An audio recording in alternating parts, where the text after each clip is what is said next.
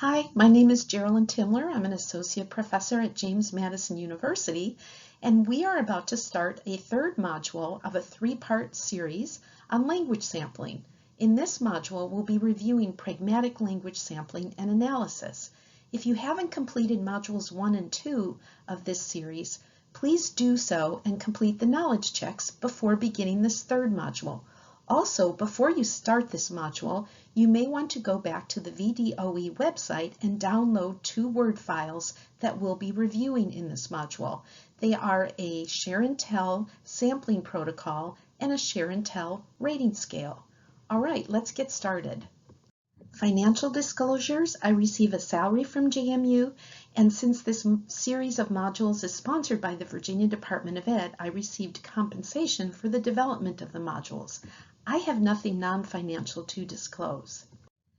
Really quickly, our learner outcomes for these 3 modules. The first one focused on optimal language sampling contexts and best practices for collection of conversation samples. The second module focused on all of the analyses that you can complete of conversation samples. And this one, we're going to look at a protocol for collecting a language sample that highlights pragmatic language behaviors and also discussing a way to analyze these behaviors. Here's the specific agenda items for this module. First, we'll review very briefly pragmatic language assessment tools. I'm going to introduce the share and tell language sampling protocol. I'll be showing you just parts of this protocol, but you will have access to the entire protocol on the VDOE website. And then we'll summarize methods for analyzing and rating pragmatic language skills. Let's start this module with a brief review of pragmatic language assessment tools. Norm reference tests are often used, but most SLPs tell me that they don't usually reveal the weaknesses that are observed in the student's real-life social interactions. So it's important to remember that just because a student scores within normal limits on a pragmatic or social language measure, that does not mean that there aren't real issues. So one way to document those issues is to collect parent-teacher, and if the student is old enough, self-report measures, because these measures can provide a view of a student's verbal and nonverbal difficulties in social interaction. In Module 2, we reviewed some of these available measures, and in particular, I would look at the Children's Communication Checklist because there are multiple scales that align with pragmatic language skills.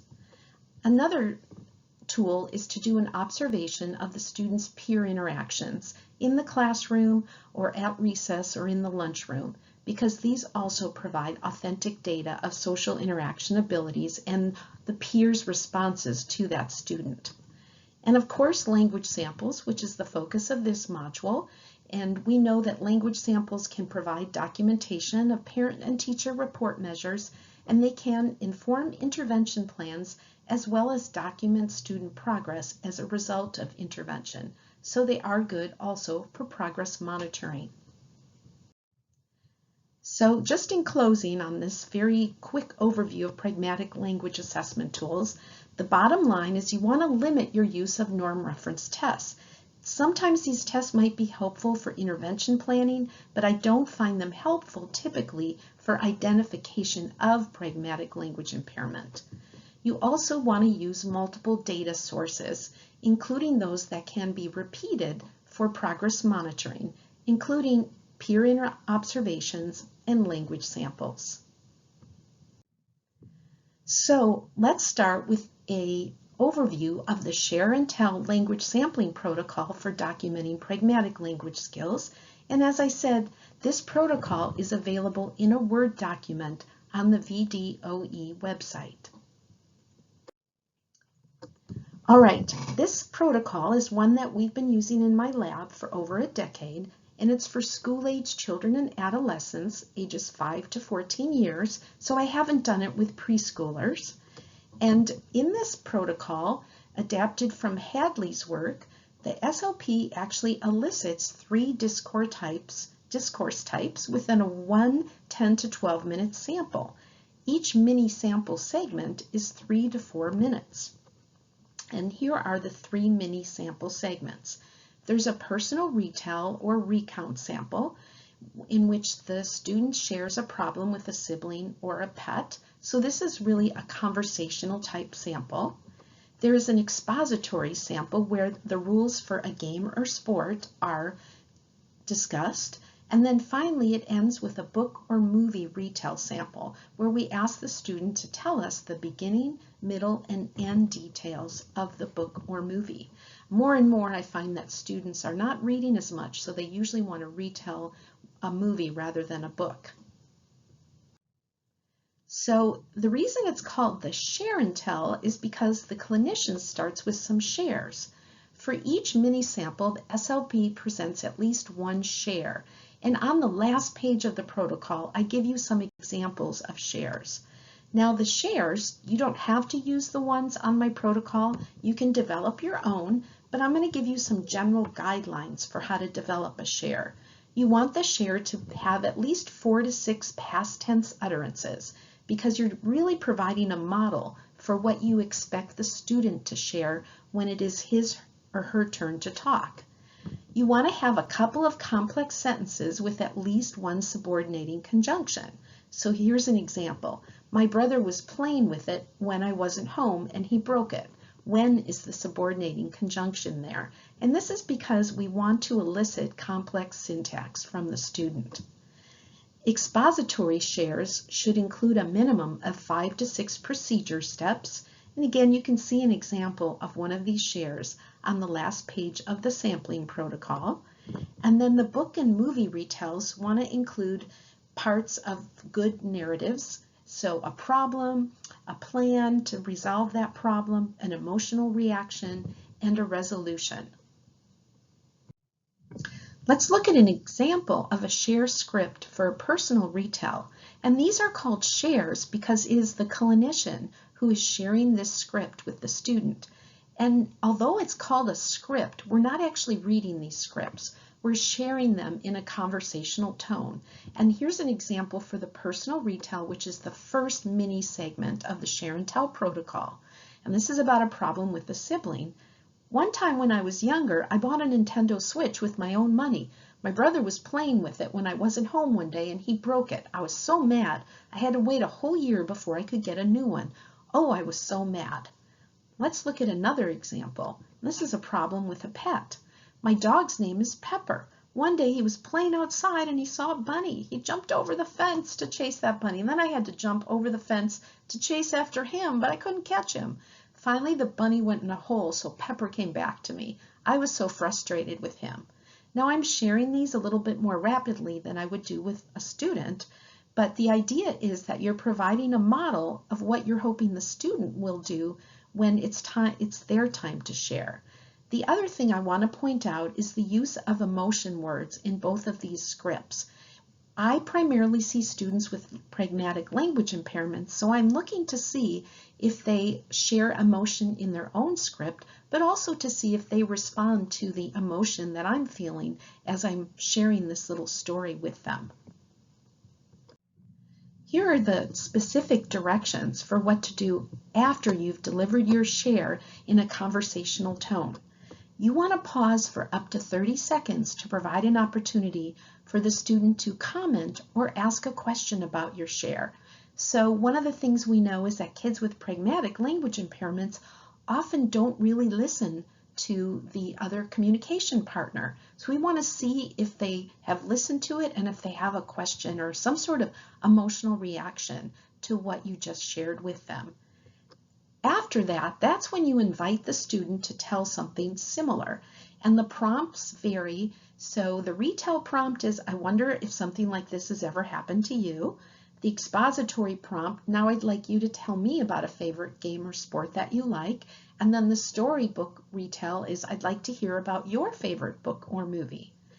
Also, as the student is sharing in one of these segments, you want to stage a communication breakdown within each mini sample. So let's review communication breakdowns. Sometimes they happen naturally or spontaneously where the student simply says something that you don't understand, and so you're going to ask them for clarification of something the student said. And I find that happens most frequently in the narrative the book retell, and the expository sample mini segment. If you don't have a natural breakdown, then you can make one up. So here are two ways that we stage a breakdown. We repeat something incorrectly the student has just said, or even when we're not confused, we tell the student that we're confused about something that they said. A couple other directions for the share and tell is that rather than asking questions, you want to use authentic comments to keep the conversation going. We're trying to really see what the student would be like in everyday life. So it's okay for you to share authentic opinions, for example, like, I bet that was fun, or that's my favorite too. Or sometimes I might share a negative opinion like, oh gosh, I don't really like that one at all. You also want to limit your use of questions, just like we do as good language sampling behaviors. And you want to replace these questions with statements when you can. I wonder why you like that one instead of did you like that one. Notice that did you like that one is likely only to elicit a yes or no response. You want to use process questions as we reviewed in Module 1, such as why and how, because they elicit longer utterances. So some examples. Why did you do that? How did you win that game? In this video clip, you're going to see me delivering a share that I made up at the moment, and then I'll be staging a communication breakdown with this student. You know what, Gavin, I also slept on the top bunk, and my sister slept on the bottom. Mm-hmm. And one time I let my brother sleep with me. This is a problem I had with my brother that was kind of annoying. I let my brother sleep with me. I was in kindergarten and he wasn't yet. He was littler than me. And you know, he broke out in chicken pox. Like, he woke up next to me and he had chicken pox all over, and then I got the chicken pox. Oh. I can connect to that. So last Valentine's Day this year, I got the flu. 2 years in a row. 2 years in a row on Christmas? No, Valentine's Day. Notice that after I stopped my share, I didn't say anything. He laughed, so he gave me a nice emotional reaction. He understood my frustration. And then I waited for him to start his own share, and he did. He starts with, I can connect with that. Then I staged a communication breakdown, repeating back the incorrect holiday when he had the flu. And he was able to repair that communication breakdown. He noticed it, and he gave me the corrected information. I wanted to share my rationale for development of the various directions of the share and tell protocol. Well, I know from decades of seeing students with pragmatic language impairment that most of these students do show relative strengths in responding to adult questions or elicitations.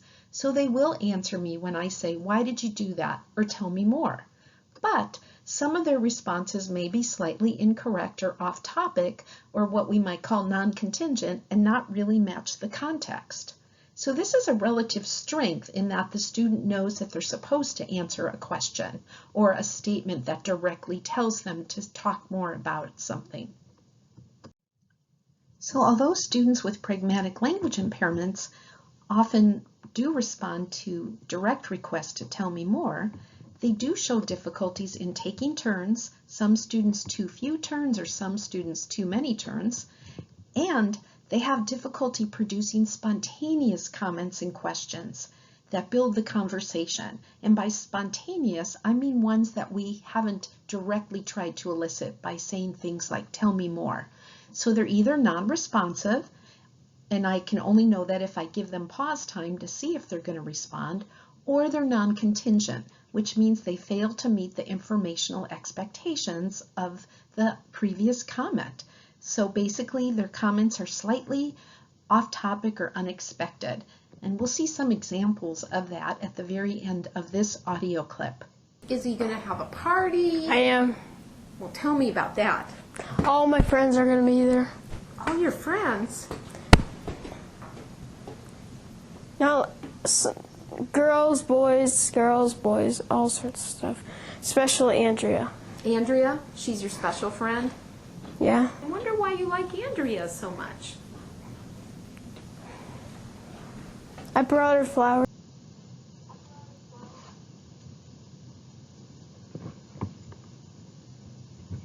So here you see he did respond to my comment, I bought her flowers once, but that comment didn't really mesh with what I said to him, which was, I wonder why you like her so much. So I want to put these comments out there and see how a student matches the situational context with me. The other difficulties that are often seen in students with pragmatic language impairments is that they have trouble providing sufficient and clear, or what we talked about in the last module as cohesive, details in extended discourse. So I wanted to make sure in the sampling protocol to include narrative and expository context.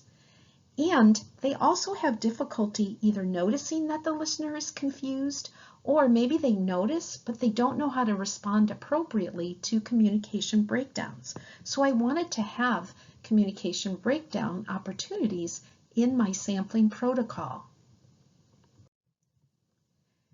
So the clinician share part of the protocol provides opportunities for the student to initiate a spontaneous comment to the share, like we saw that young man do in my share about chickenpox. It allows the student to ask questions about a share, but that can only happen if you pause after you deliver your share. It also allows us to see if the student is aware of a communication breakdown and how they attempt to repair it, and then we can see if that repair is successful or not successful. Now, let's turn to analysis of pragmatic language skills after we've collected our share and tell sample. So there are a variety of pragmatic analyses that you can do, and one of the things I recommended in Module 2 was that you want to listen and look at a sample and decide to complete one or both of the following descriptive analyses. Well, the first one is you could count verbal or nonverbal behaviors that reduce communication success. And what do I mean by that? Well, you can count non-contingent turns, and as we saw, that's defined as turns that don't build the conversation, are off topic and unexpected. And you could do that while listening to the conversation sample, or you could do it after you've transcribed the sample. You do want to make sure that you keep the sample so that you have access to the adult turns. The other pragmatic piece that you could do is count word errors, so times when the student uses a word incorrectly. And then, if you don't want to do a line-by-line coding or counting of the sample, you could complete a rating scale. And these rating scales are usually completed as you're listening to the sample. So let's look at some various rating scales that are available in the literature. There's the very famous pragmatic protocol by Prutting and Kirshner that's been used since 1987. There is a new one by Adams and her colleagues called the TOPIC, which is the Targeted Observation of Pragmatics in Children's Conversation. And if you Googled either of these protocols, you could find copies of them. But we're going to focus in this module on a share and tell rating scale that I've developed, and I really adapted this from Adams' work on the topic. And as I said, you can download a copy of this share and tell rating scale on the VDOE website if you haven't done so already. So one caveat with these rating scales is that inter-rater reliability can be variable. So it is something that researchers struggle with. I recommend to practicing clinicians is that you pick a scale that you like and stick with it so that you can develop your own internal benchmark or reliability with yourself in rating pragmatic language skills from school-age students. Now, this is the first page of the Share and Tell rating scale, and we reviewed this in a previous module. Recall that I said you want to listen to the entire sample and identify potential problems in these 6 areas because that will guide you in the types of analyses that you want to do. So please go back and review Module 2 if you don't recall how to use this cover page from the Share and Tell rating scale. So what we're going to focus on in the rating scale are the pragmatic language categories that can be rated. these are categories that have been known to be problematic in some students with pragmatic language impairments. So we have responding to questions, asking questions, balance and turn taking, topic initiation, topic management, pronoun use or reference, so this gets at cohesion, language use may be too formal or too scripted, communication breakdowns, proximity, and nonverbal behaviors. Obviously, proximity and nonverbal behaviors like eye contact require that you have video recorded your sample so that you can watch it and rate those behaviors. Now, for each pragmatic language category, after you listen to the entire sample, you want to rate the categories. So the first rating is 0, appears appropriate for age, only minimal disruptions were noted. So I'm not saying that there aren't any disruptions, but what you noted appears to be typical, what you might expect for other peers that are the same age as the student that you have collected a sample from. 1 is mild concerns, or concerns that would occasionally be noted by other communication partners. 2 are moderate concerns, or concerns that would be frequently noted by other communication partners. And finally, we have 3, and this is significant severe concerns, or concerns that would be almost always noted by communication partners, and behaviors would significantly disrupt or distract interactions with other communication partners. And because the students that I recruit are typically in regular education classrooms, most of the time the severity ratings that I get are between 1 and 2. I very rarely get 3. I would expect 3 to be most likely rated from students who have autism spectrum disorder, maybe to a moderate to severe degree.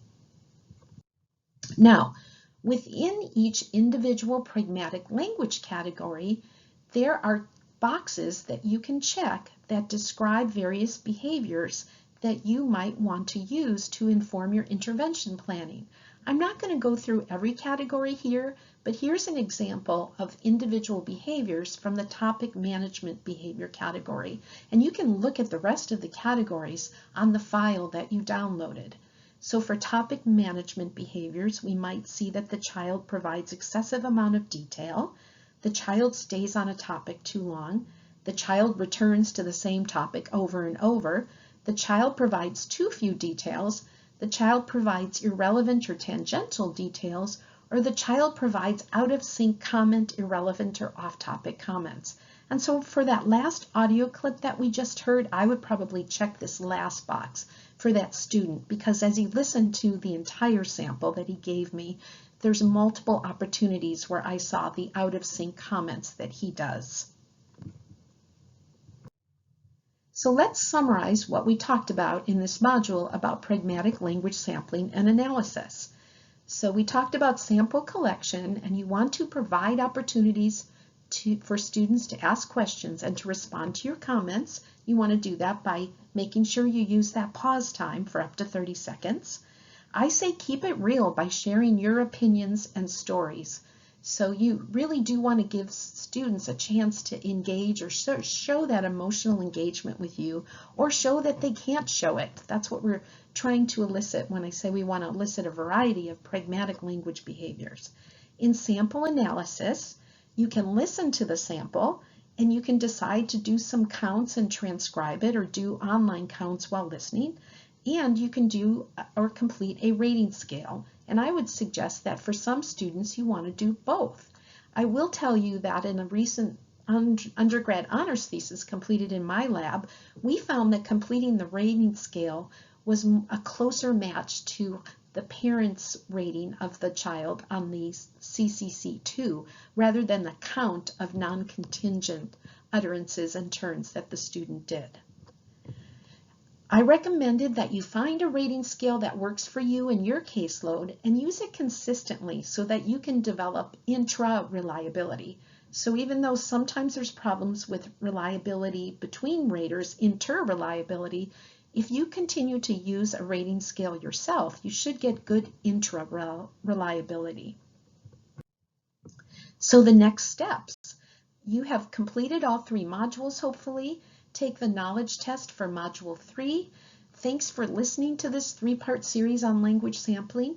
And of course, you want to look at the Virginia Department of Ed professional development topics on sugar for information about syntactic analyses, and also on narratives for further information about things related to narrative analysis, including cohesion analysis. Thanks for listening, everyone.